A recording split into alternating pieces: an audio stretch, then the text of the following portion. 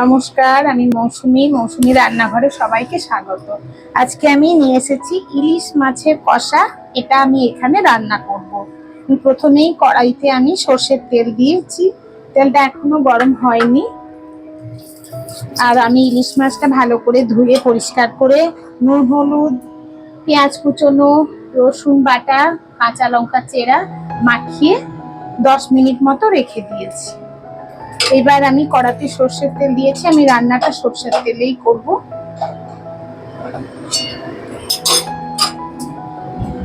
তেলটা আমার গরম হয়ে গেছে, আমি আস্তে করে গ্যাসটা কমিয়ে মাছগুলো দিয়ে দেব।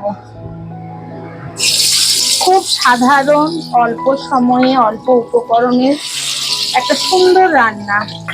যেহেতু ইলিশ মাছ, সেহেতু যেমন করেই রাঁধুন না কেন, খেতে তো অপূর্ব লাগবেই। তার আমার বলার অপেক্ষা রাখছে না। ইলিশের যে কত রকম রান্না হয় তা বলার নয়। যেমন করেই যাই করুন না কেন, সব রান্নাই অসাধারণ।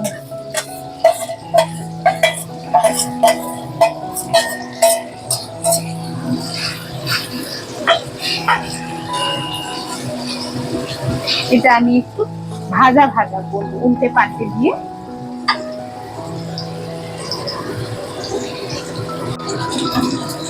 মাছটা আমি আস্তে আস্তে করে উল্টে দিয়েছি, আবারও উল্টে দিলাম।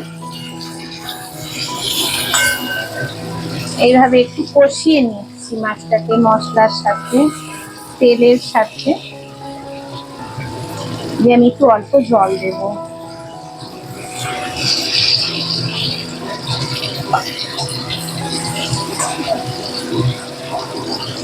ইলিশ মাছের যে কত রকমের কত ধরনের রান্না হয় তার বলার নয়।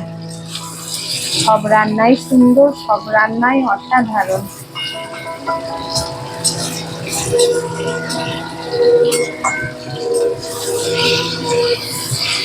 তলা ধরে যাচ্ছে, আমি এবারে জল দেব। আমার মাছটা কষানো হয়ে গেছে,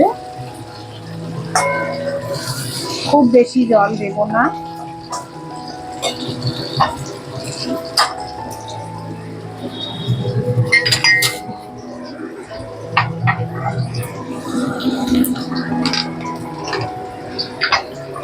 আমি এখানে 1 কাপ মতো জল দিচ্ছি।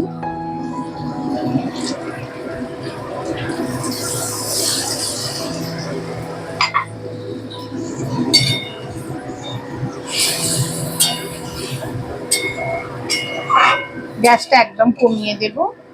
এই জলে মাছটা সেদ্ধ হয়ে যখন ঘন হয়ে যাবে, গায়ে গায়ে মশলাটা লেগে যাবে, তখন নামিয়ে দেব।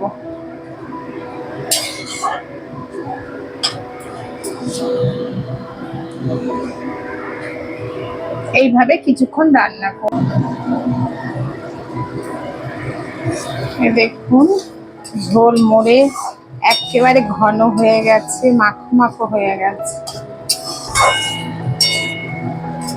এই অবস্থায় আমি এবার গ্যাসটা বন্ধ করে দেব।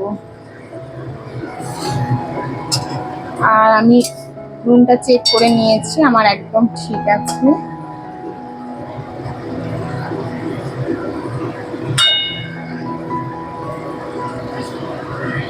খুব সুন্দর লাগছে দেখতে, দারুণ, খুব সুন্দর, একদম তেল ভেসে উঠেছে।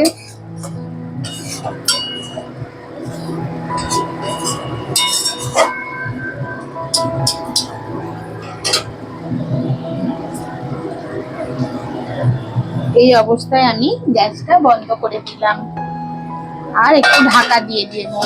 কিছুক্ষণ পরে এটা আমি ঢাকা খুলে পরিবেশন করব। তাহলে ইলিশ মাছের কষা আমার আজকে হয়ে গেল। আবার দেখা হবে পরবর্তী ভিডিওয়।